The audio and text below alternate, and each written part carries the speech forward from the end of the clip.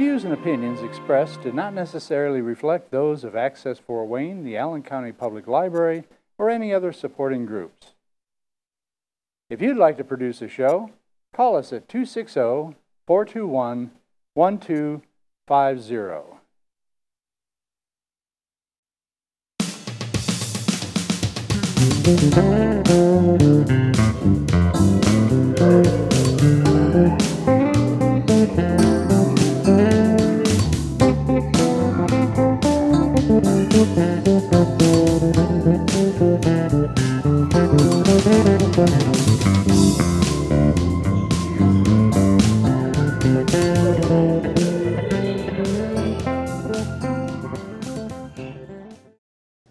Hi everyone, I'm Mike Green, Public Information Officer in the Allen County Commissioner's Office, and this is Countyline, the public access television program featuring news and information about Allen County government. We are at the downtown branch, the central branch of the Allen County Public Library, so we have to kind of keep it down because you keep it quiet in the library. You know, the strict definition of library is a building or a facility that houses a collection of books, but ask anyone today and they'll tell you that libraries have changed so much in recent years, and we're going to talk some about what the Allen County Public Library provides to the residents and taxpayers of Allen County. And with us today is Cheryl Ferverda. She's the Director of Communications and Development here for the library. And Cheryl, we appreciate you taking time to be with us today. Well, Mike, I'm glad you came over to have a visit. And we are behind the popular Macmillan Globe here at the library. You're telling me that this is one of the most popular attractions that you have. It is, and most people are very, very concerned whenever we move from one location to another that it's going along, and they'll get to see it. And they do come and just stand and look at it for minutes and minutes at a time. As I mentioned at the outset, libraries always known, obviously, for being a repository of books, but libraries have developed, morphed out into so many more offerings. Why is that? Because the needs of our population here in this county and actually worldwide are changing. We're becoming more and more dependent upon technology, and that's reflected in how we serve people. So we no longer have only books from the shelves. We went to audiobooks where you can have it on a tape and listen to it from a tape player. And now we have ebooks. So you have a reader, you download it, read it right from a device. All of that's changing, and computers are in everyone's life. Really so many different forms of media that you're offering to the public in general. Yes, and they're getting more and more comfortable with using all of these different devices and expecting to be able to have access to them. And they're getting this access for the most part free or at very little cost to folks who use the library. That's true. All that's necessary is your personal Allen County Public Library card. Painless to get one. You just go to any facility, sign up with a small little registration form to fill out, and then the card comes to you. So that it's really that simple. And some of the viewers may say, well, what does Allen County government have to do with the library? It is taxpayer supported, yes, for the most part, and I know that the county government has some appointments to the board of directors for the library, so there really is a connection with government and the library. It's really a close connection. We are mindful of the taxpayer. The property tax owner is predominantly who pays the bill for this, if you will. And yes, indeed, we pay attention to that. We try to give the best service for the lowest cost we can afford to do. And while our focus today will be on the facility here at the Central Branch downtown, you have so many other opportunities out in the county for folks to use library services. That's true, and I was going to mention that we are an entire county-wide system. We're not just one library. We have the main library, as you say, here. We also have 13 branches throughout the entire county, and we have the technology center at DeSalle.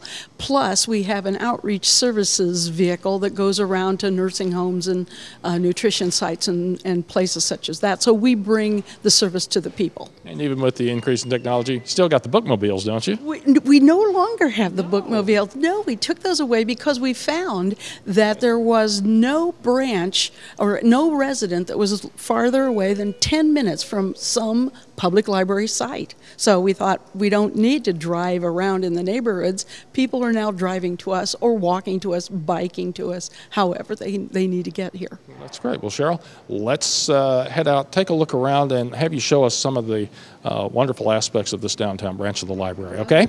I would love to. Okay, well, let's go then. Okay, first stop for us as you enter the front of the library, and to the left is the children's area of the library. And Cheryl, this is for kids starting out almost right after they come into the world. Indeed, yes. It's for infants up through about 5th grade. And so in this department, not only in main library, but in all of our branches as well, we really have an emphasis on early learning. We have story times for infants even, and for toddlers. We have facilities, materials, and librarians who are really trained for that young child. And our emphasis is on hooking them early. Make them readers from the very beginning. Make them appreciate the written word. And so that's what we do with all of our activities, programs, materials that we have in all of our children's areas. You have a reading tower behind us. You have an aquarium down the way. I can see some of the early learning center as well. Early learning center is a real hands-on for young children to go in there, enjoy a library, not think of it as a shush, be quiet place, but this is an exciting place to come. Lots of things I can do, lots of activities just for me. And again, it's not limited to just books. I see you have some music CDs here as well, so you open it up all different forms of media. Plus, we also have programming that really is specific for the child. We might talk about the letter R one day. We might talk about the seasons another time. It just depends upon what the librarian thinks is the next step, and that's what we'll offer. That reading tower is very tempting right now, but I'm going to pass on it. We'll check out some of the other places here in the library. Great. Well, we've moved now across the hall from the children's portion of the library to the Jeffrey Krull Gallery in the library. And you were telling me, Cheryl, that this is really an important, to you, especially an important part of the library. Yes, it really is, and particularly this exhibit. We have lots of different kinds of exhibits, but this one, as you can see, is Abraham Lincoln and his image. And this came originally from the Lincoln Museum, and I think it's really important for Allen County residents and actually state of Indiana residents to be aware of this, that when the Lincoln Museum closed here a couple of years ago, that collection did not get parceled out to other galleries and other museums.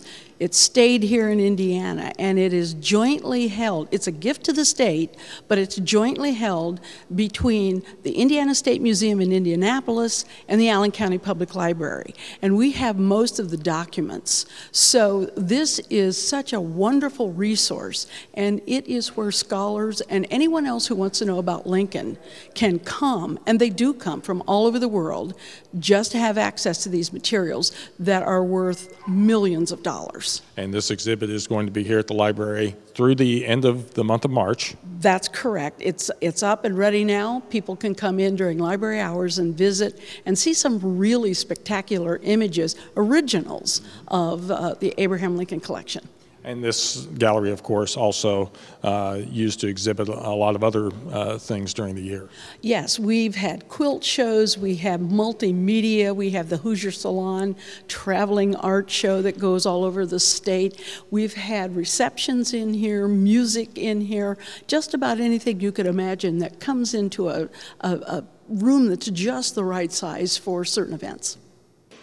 Well, now we've moved to an area called Reader Services. That's got a very broad-sounding name to it, so I imagine there's a lot that can happen here. Yes, and as you can see in the background, we have not only books that are on shelves, we also have computers. And if you looked at another place, you would see magazines and periodicals, newspapers. So this is the place that I consider the heart of the library.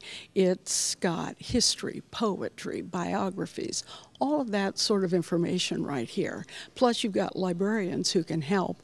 And I would say of the one thing that the Allen County Public Library really is top of the heap on, it's support, help, information through the staff. They are excellent not only in reader services, but actually throughout the entire system.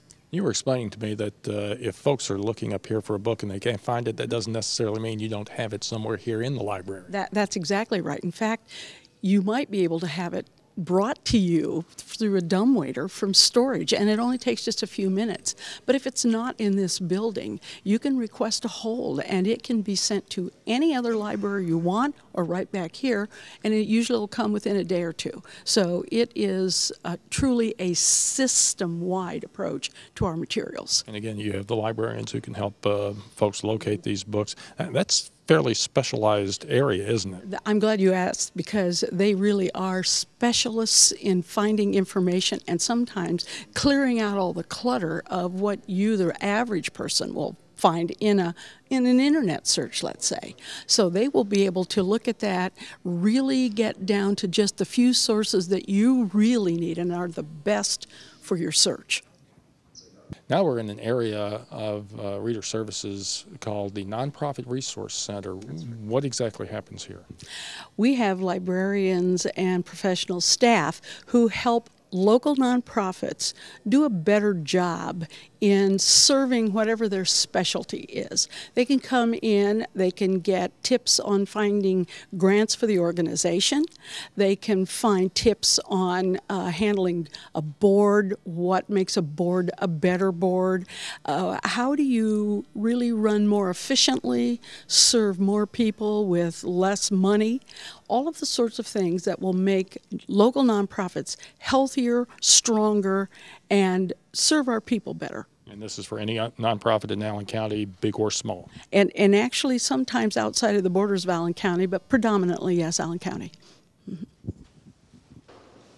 Well, if you can see behind us in this room, a lot of people on a lot of computers. This is your computer center for folks who need to get on the internet, get online, and check out a variety of things. Yes, and another thing that we found very helpful is many of the people who have lost employment and have to file for unemployment, this is the place they come to. They may not have the service at home. They may not have a computer at home. So they need to have access to it since it's only filed online. Allen County Public Library has this bank of computers in a room where they can come do that, as well as do word processing, search for jobs, which is used lots in this room, and access the internet. Now, is this a first come, first serve, or can you, reserve a computer? You can reserve a computer, and we have what we call PC reservation. But again, you need to have your own library card. That's why it's really important to give yourself the best gift ever, and that's an Allen County Public Library card. And the library cards are free. Free, and all you have to do is come register for one if you don't have one. Okay, well, that's the first floor. Now we're going to go up to the second floor here in the library, take a look around there. Well, we've now moved up to the second floor of the Allen County Public Library, and we are in probably one of the most renowned areas of the library, and that's your genealogy center, Cheryl. Yes, and I'm really glad you said it that way, because whenever I travel over the United States and people say, "Where are you from?" and I say Fort Wayne, Indiana, they go, genealogy, and it's because of this department. The reason it's so well known is it is the largest genealogy collection in a public library anywhere, and people can access it through internet, but they also visit here. About 100,000 a year come to this department every year from outside the borders of Allen County. That means they're bringing their pocketbooks too. Tourist dollars, to the tune of about 10 million tourist dollars a year, are spent right here in Allen County. And not so long ago, I believe there was a genealogy conference that was held on a national scale here. We actually get several national genealogy conferences over the course of a few years, and sometimes first time only. We had the first Black genealogy conference last fall, and they're very, very successful because all the resources are here. And something that doesn't happen on the internet that does happen here is that synergy of when one genealogist looking for one name finds another that has a name just like that, and they get together. And I've seen it happen several times. So there's a reason to come here over and above the computers. But we do have computers, obviously, and they're available. And all of the ancestry, all of the heritage type information that you might need is right here, as well as staff, trained librarians, trained in finding your genealogy gems. So this is the place to come if you want to find out what Uncle Harold used to do. And it covers, I think this is the eastern, or is this the half of the department is eastern United on the States? eastern half, Right. and the other half is western on the western half of the department. So I thought it was pretty clever that they did it that way.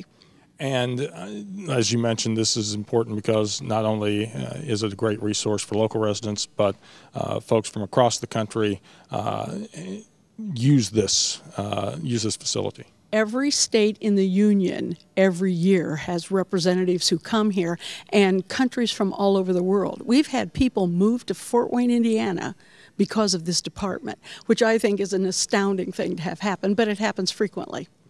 Well, you remember when we started out, we talked about the library being more than just books and publications. Well, we're in the part of it now that really exemplifies that. Arts, media, music, just about anything, movies, magazines, anything like that is in this area on the second floor. Yes, indeed, books on tape, all of that. And we also, again, in this department, we have librarians who can help you find some of the strange movie titles you may be looking for, or subject matter in movies, as well as different kinds of music. You can find classical, you can find jazz, you can find pop, you can find just about anything out here, as well as local information. And I would assume probably on different varieties, different formats. Yes. Whatever you are looking for, we've probably got it here. And this department circulates more material than any other location or department in the whole entire library system. People are just hungry for what we offer here in this department. And as we talked about at the start, this is another example of the library trying to meet the needs of the residents, their wants, their desires. We do. We take requests. If people come in here and they can't find anything, or they can't find that one little esoteric title, we'll try to search for it. We'll try to find it. If it isn't in this library, we'll try to find it in another and get it here. If it's not available there, we're likely going to purchase it for you if it is available for purchase. So we really, really try to do what the patron needs and what they want. And as we've talked about before, this is a free service. Free service, library card again. Get in here, get registered, get the card. It opens all the doors for you. Now we've moved to an area for young adults. This is kind of a bridge, I guess you could say, between the children's portion of the library, which is one floor under us, and the other portions which are adult. Yes, it's really the teen scene of the library. And the Allen County Public Library was one of the very early pioneers of having an area for teens alone. And they come in here, the materials selected for this area are appropriate for an age group of about 5th grade all the way through high school. So they can come in, they can find reading material, they can find listening material, they can have activities, games in this where there's like diner booths. So your motif is kind of for younger adults. It truly is, and they get that sense, that feeling, and they really feel as though they belong in this area. So that means they come back, they become users. This is the one age group that you really, as a library, want to keep reading, keep in your fold, if you will, because this is where they're least likely to stay a library user. So if you can make library users out of them, we do it in our summer reading program all of the time, then that means probably lifelong learning, lifelong library users. And again, you have these various materials in formats using today's technologies. Yes, and they appreciate that because, as you know, they're all into the electronic age, all of the media. It's all here for them. Plus, we have librarians who are specially trained for this age group, for this information need. You even have a television in the back, you were telling me. Yes, we have a television, we have different kinds of speakers and some lights that are on a computer program that are pretty spectacular. So things that'll bring a teen in and say, hey, I want to hang around here. The final area of the library on the second floor we want to talk about is a section devoted to business science and technology. That's right. And that encompasses so many different things. Not only business in the terms of investments and things such of that nature. This is also where you find the cookbooks, because that's the technology of where you put all of the food items together and you put the technology of cooking together. And again, I cannot emphasize enough how much the librarians help in this area, because you may think you know what schematic you need for your home electronics, but you may not really, or your automobile repair manual. That's what you're going to find here too, but the librarians are the ones who can really point you to exactly the specific one you need. You have lots of publications in that area. You also have computer desks they can set up. We even see in the background you have some meeting areas that businesses can use to hold training sessions, seminars, that kind of thing. And they're frequently used, not only in this department, which is predominantly for business groups, but we have them throughout the entire library system. Not just main library, but all through the system. You can get a smaller room as 2 for a tutor-student situation, to 500 if necessary, anywhere in between, plus the setup for whatever you need. If you need a screen, if you need a projector, microphones, whatever it is you need, we have it. And we're going to wrap up our tour of the Allen County Public Library in an area most people may not be familiar with, and that's the public access television service that's provided through the library. That's right. Access Fort Wayne is here and can be used by any resident of Allen County. But if you're not sure that you know what it takes to do a camera or have the microphones be just right, don't worry. We have people here who can help you with it, can produce it for you, can show you the ropes, if you will. But you could use this as your forum. Come in. If you have a show about teaching somebody something, basket weaving or whatever, you can come here and do that. If you do massage therapy, you can come and have a program on that. If you just have a feel about the politics of the area, you can come and do that as well. But we have the professionals right here who can help you learn the ropes and really put on a very professional program. And this is for residents of Allen County? Yes, indeed. And we have it right here in the library, main library of the Allen County Public Library System. So it's all you have to do is call in, reserve a place, and then you get going on your journey of let's get a TV program ready.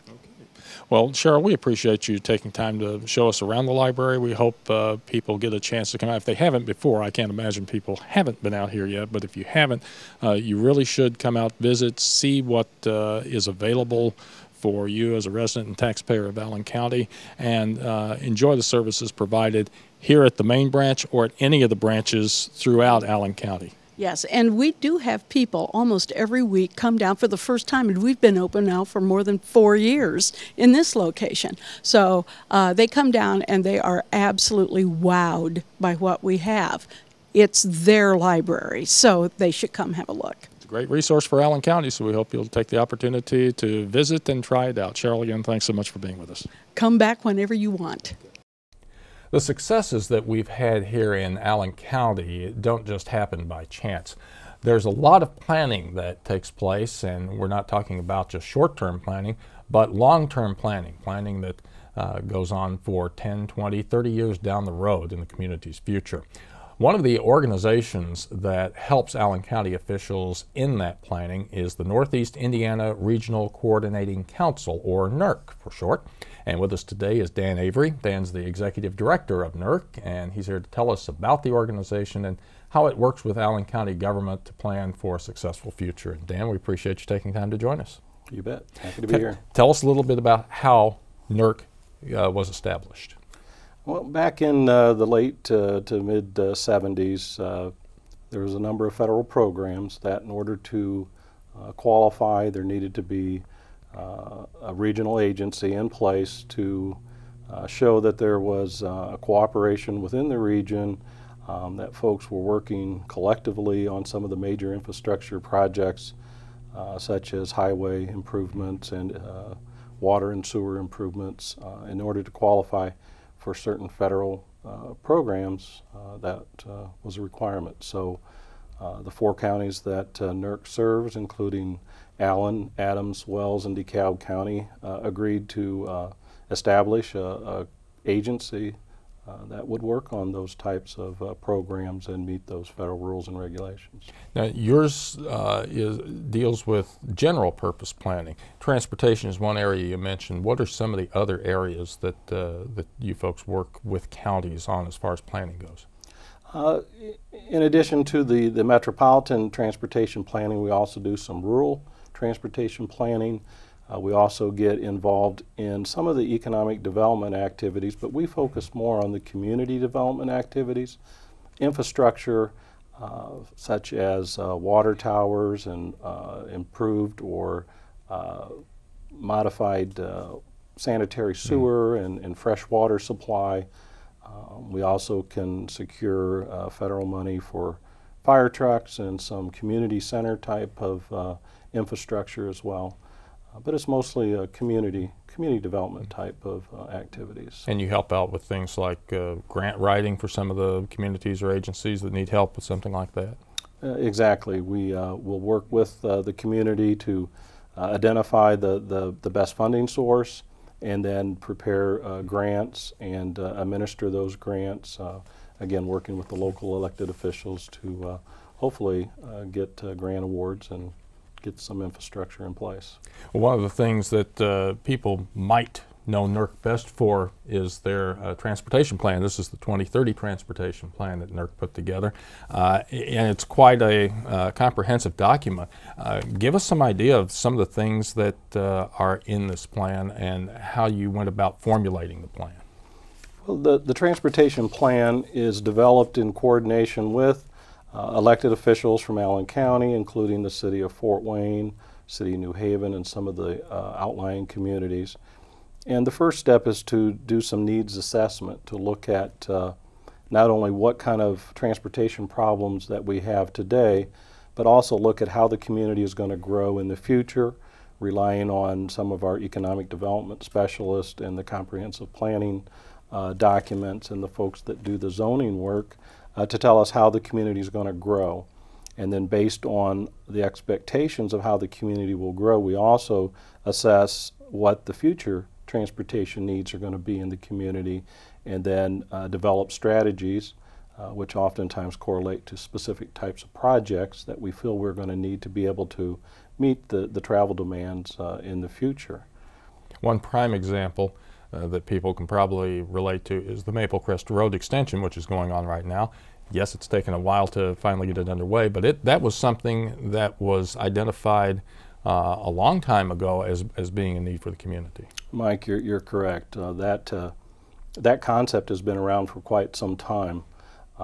Very similar to the Ardmore-Hillegas corridor on the west side of town, the Maple Crest Adams Center corridor on the east side is to improve the mobility of the transportation system, and had been under several different concepts, but specifically that project, due to its cost, was always one that kind of just stayed in the plan as we worked to try to find some funding mechanism. And as you know, and you were part of, and the commissioners worked very diligently to get a funding package together for that, and now it is under construction. But again, clearly something that was identified quite a while back as being something we were going to need in the future. That's the kind of thing you're looking down literally down the road at. Yes, that's exactly right.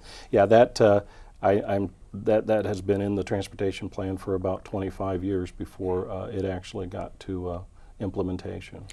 Do you do work between counties, among counties, as far as transportation planning as well, to see about road projects that may be needed that interconnect with different counties in the region?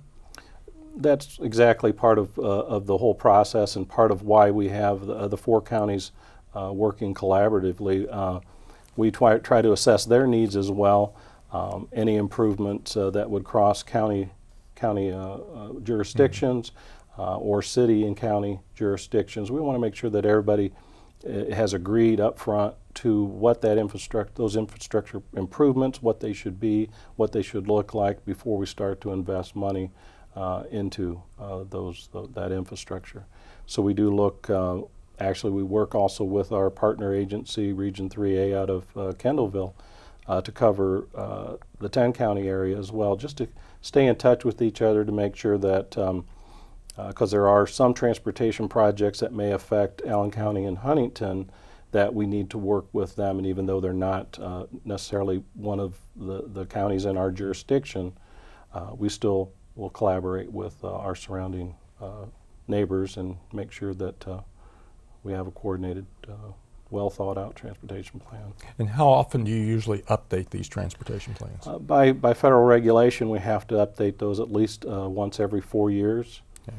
Some of that is tied to the air quality concerns for Allen County.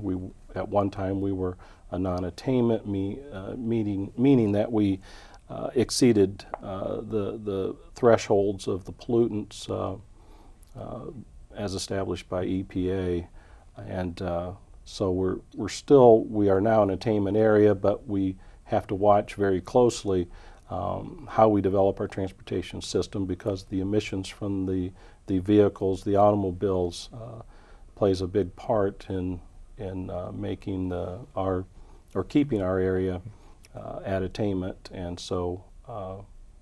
And that's another area NERC is heavily involved in, is the Air Quality Task Force here in Allen County.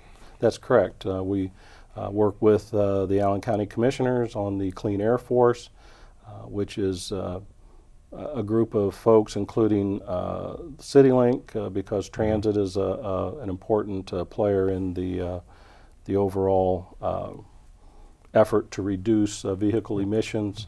And collectively we work, the Allen County Board of Health is also a very active participant in that group because of the ramifications that air pollution has on our health. But collectively we work to get the word out to our area residents as to some of the activities that they can do, or things they shouldn't do that might have an adverse impact on our air quality. And no doubt we'll be hearing about that more as we get into the warmer weather in the summer months, when the air quality really does become an issue in the community. You're exactly right. For our situation here, ozone is the pollutant that we monitor most closely, and the worst time for that is in the summer months. Okay. Dan Avery from NERC, thank you for being with us today, explaining your organization and how it helps in making plans for a successful community here in Allen County. Thanks, Dan. Thank you. One of the most popular programs that takes place here at the Purdue Extension Office in Allen County is the 4-H organization. And with us today is Barb Tuma, who's Extension educator, who's involved in the 4-H program. We're going to talk to her a little bit about some events coming up during this month of March that will help you learn more about 4-H, and also give you an opportunity to help raise some money for the organization. First of all, Barb, thanks for joining us today. Thank you for having me. Tell us a little bit about the background of 4-H for folks who may never have heard or are not that familiar with 4-H. Okay. 4-H is a program for young people across the state of Indiana, but here in Allen County we have traditional programs for young people who are in grades 3 through 12. We have mini 4-H, which is for young people in kindergarten, 1st and 2nd grade, and we also have what we call Clover Buds, which is for preschool age children. So we really have programs for like age 3 up through grade 12. I did a little looking into this too before the interview, and I was surprised. I did not know that you had 4-H available for children as young as like 3 or 4 years old. Yes, we do. Yes. Tell us a little bit about some of the things that children learn as part of the 4-H program. Well, particularly once they're in grade 3 and up through grade 3 through grade 12, they have about lots and lots of different opportunities to sort of explore their interests in the 4-H program. We have what we call projects, and we have about 50 different projects here in this county, and they can take anything from photography to woodworking, things of interest to them like buying clothing is one called consumer clothing, doing crafts, doing another. Forestry is really pretty popular. We have several that are really pretty popular, and we also do large livestock and what we call companion animals like cats and dogs, like family pets.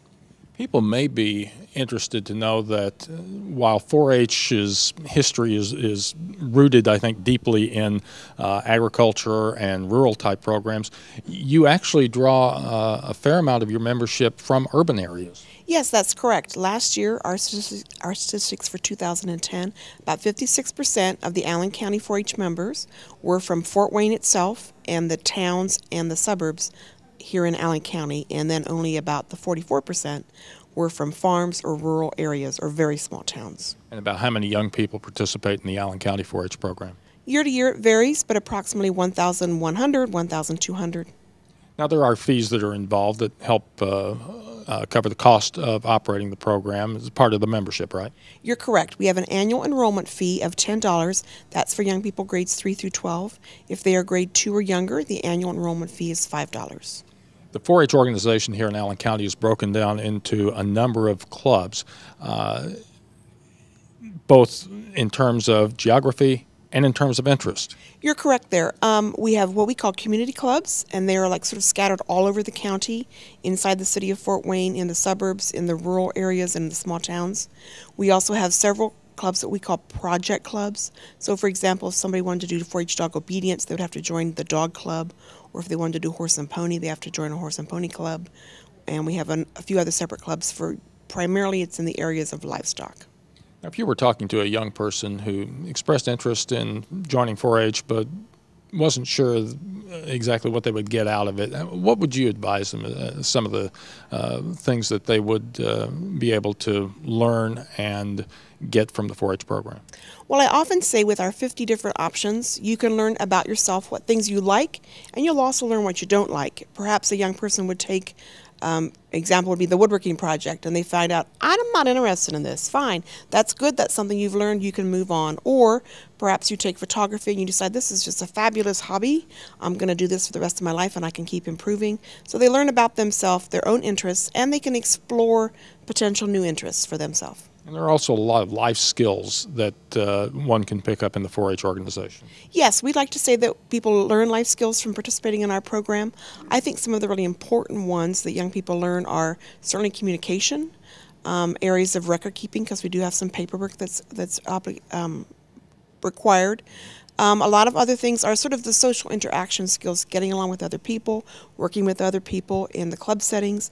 They're usually meeting once a month. They do some community service projects. So they have to learn to work with the other kids in their club and the adults in their club who are their adult volunteers, and they work together. Okay.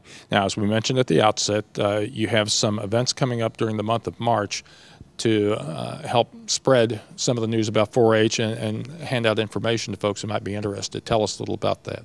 Right. We have 3 different 4-H information programs set up for March, and I'm going to give you the 3 dates and the 3 locations. They're March 12th, March 15th, and March 16th. The March 12th date is at the main branch of the Allen County Public Library Children's Section. We are going to be there from 1 to 3 p.m. that day. On March the 15th, we're going to be at the Hessen Castle Library on Paulding Road from 4 to 6 p.m.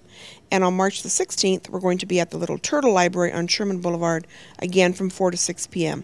All of those times and locations, people can stop in, young people and their parents can stop in. Staff are going to be on hand, including 4-H volunteers. We will have 4-H information to hand out to people. They won't actually, quote, enroll right at that time, but we're there to answer their questions and refer them to a community club that might be near them geographically.